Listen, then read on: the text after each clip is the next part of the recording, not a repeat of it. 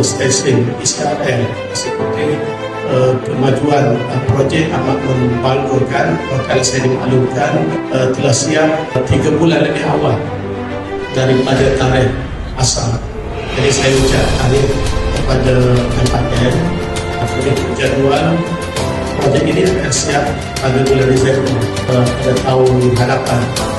InsyaAllah ia akan menjadi pemangkin kepada ekonomi negeri Kelantan dan kita dapat menjimatkan masa untuk Kuala Lumpur hanya memakan masa 4 jam sahaja. Jadi perjalanannya selesa.